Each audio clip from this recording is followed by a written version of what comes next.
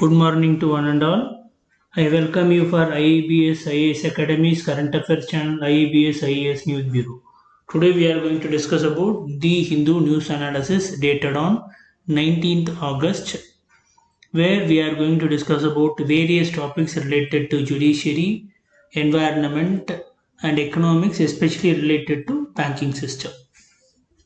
And for most topic, we are going to discuss on the verdict which is given by Supreme Courts related to audit for PM Care funds, which is coming under a charitable trust. This PM Care fund is not a thing which is coming under government control. It is a kind of a charitable trust according to Section 46 of Disaster Management Acts, as well as the new guidelines enforced with effects from financial year 2015 and 16, any person or an institution can still make a contribution to NDRF, that is National Disaster Relief Fund.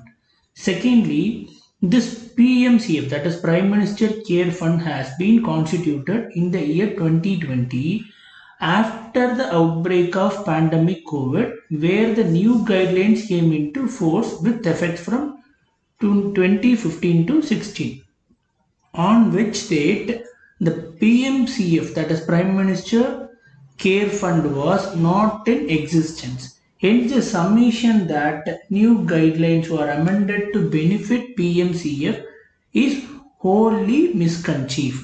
And PMCF is a public charitable trust and it is not a governmental fund. There, the very fact that the administration of trust is vested in trustees, that is a group of people who will itself take away the public character of the trust. Apart from that, the point that we need to keep in mind while discussing about this particular topic, Supreme Court on Tuesday endorsed that PMCF as a public charitable trust to which the donor contributes voluntarily.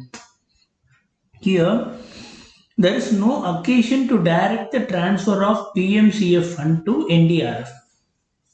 If needed, anyone can directly give fund to NDRF, but this PMCF has been initiated only to collect fund to tackle the needs of COVID-related measures. This Disaster Management Act listed these minimum requirements under Section 12 as food, shelter, drinking water, medicinal cover, and sanitation among the things.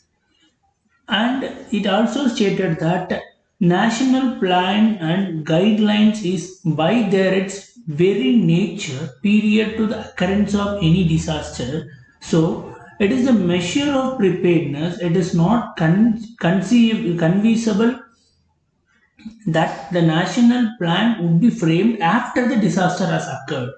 Therefore, they also stated that there is no need to produce any action policy. An existence guidelines under action section 12 of minimum standard hold good. There is no need for any extra action plan to tackle this particular pandemic situation. Apart from that, why this is in news in the sense, in last just 5 days, PMCF has received the fund of 3076 crores.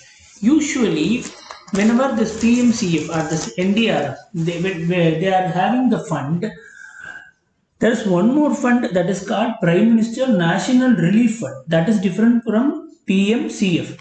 Usually the PMNRF, that is Prime Minister National Relief Fund, which is also headed by PM, also publish the information on contribution and dispersal, including foreign contribution on yearly basis alone.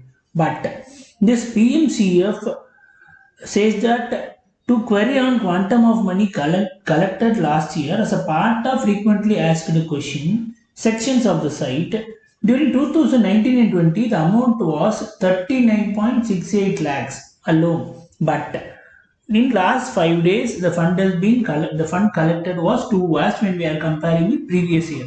That is 3076 crores in last 5 days alone. That's why it is in news in today's article. Let me move on to the next article. RBI as a revengative measure after this COVID had already stated that RBI governor has already stated that they are going to make a new framework for retail payment. They are going to frame a new entity. Under this, they had a meeting, and this pan India umbrella entity is only for retail payment system, and they are going to incorporate this entity under Company Act 2016, and formation of this entity has been authorized under Payment and Settlement System Act 2007. The major responsibility of this entity will be this entity is to set up and manage and operate new payment systems in a retail space comprehending ATM, white label POS, point of sale, Aadhaar based payment, and remittance service. Apart from that, this entire entity also operate clearing and settlement system for participating bank and non-bank, and identify the manage relevant risk and monitor retail payment system development and related issues in the country and in international forum.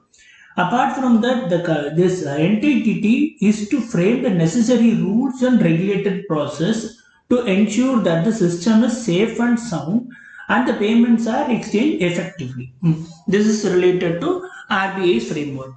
This and the last and one more article we are going to look into is the person named Ashok Lavasa quits additional election commissioner post, and he's been posted as a vice president for Asian Development Bank. This Asian Development Bank is having headquarters at Manila. They have appointed Ashok Lavasa, 1980 batch IAS officer. He is already retired and he is now presently as an election commissioner in 2018. His superannuation is on April 2021. Before that, he quitted that and he joined as a vice president of ADB, that is Asian Development Bank. This Asian Development Bank is a combination of private sector and public-private partnership. This particular name can be asked in other examination, not in UPSC examination, but our channel is being listened by lot many persons who are also preparing for state service examination in SSB. That's why we included this particular article too. Apart from that, and the next article that we are going to discuss is Center targets public sector banks stake sales by March. As a part of Atmanirbhar and to increase the fund flow within the country, Finance Ministry started to expedite the sale of stake in 4 state-owned banks, including IDBI, Bank of Maharashtra, Punjab and Sind Bank, and UCO. Their major aim is to completing the disinvestment process in this current fiscal year, and they had set a target by March 2021. Government is looking to disinvest the stakes of multiple public sector company at a time when they are having hit from significant shortfall in tax revenue amid this economic fallouts of COVID pandemic. And they had planned to disinvest these 4 banks. Apart from that, as per Atmanirbhar package, in the wake of pandemic, had promised the new public sector enterprise policy that would notify specific strategic sector. Addition to this public sector, now the new terminology is coming into picture, that is strategic sector. The strategic sector in which no more than 4 public sector units player would be allowed, with the rest being privatized or merged or brought under Holding Companies Act. As per Chief Economic Advisor Krishnamurthy Subramaniam, the bank would be categorized as a strategic sector, means that apart from the 4 public sector bank, all other bank would be privatized or merged, which means we will be having only 4 PSB, that is public sector bank. Other all the banks will be cut shorted down or merged down or privatized. That is the thing that we need to keep in mind in this article. And next article is related to High Court judgment, which is related to an environmental issue which is going around south parts, that is in Thoothukudi region. There is a copper extracting factory called Sterlite, which is located in Thoothukudi district of Tamil Nadu. This unit falls under a red category industry. What is that red category industry? Whatever be the industry which is considered, which is coming inside the industrial park, especially this particular park is highly polluting industry, which must not be permitted only in this area, is classified as a special hazardous zone. Reason is usually this copper plant was being situated within the radius of 25 km from ecological sensitive zone, that is Gulf of Mannar Marine National Park. We are aware that Gulf of Mannar Marine Park is located nearby this Sterlite zone. It is coming under that eco zone called 25 km radius. That's why this particular Sterlite plant has been blocked for doing normal day-to-day operation. There are more than 10 writ petitions which were filed by Vedanta challenging the order passed by Tamil Nadu Pollution Control Board, refusing to operate and disconnecting the power supply and sealing the premises. But the petitioner said that there is no fundamental right to establish polluting industry in the ecological zone, which is coming under the purview of Gulf of Mannar Marine National Park. And the next article is related to no-go forest approved for mining. Usually, we will be having a mindset saying that India is having potential coal reserves which are located in lot many dense areas, especially when you are looking for Chhattisgarh and Madhya Pradesh. And government is not utilizing the resources in the name of safeguarding it. This is the common perception that will be there in human mindset.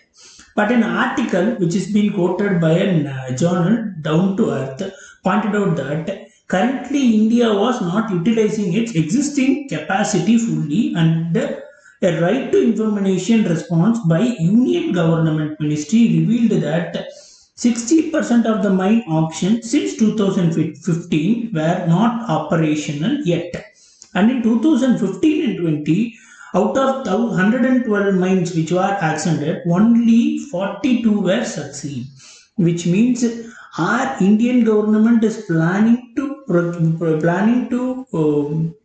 extract coal from the dense forest, but it has not been successful. The reason for it is governmental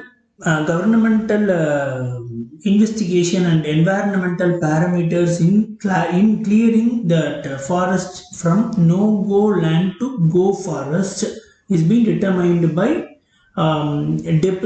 forest officials who are in that particular zone. Most of the forest areas are being considered as an eco-sensitive zones, and they are for principal conservators who are taking care of the forest, they are not ready to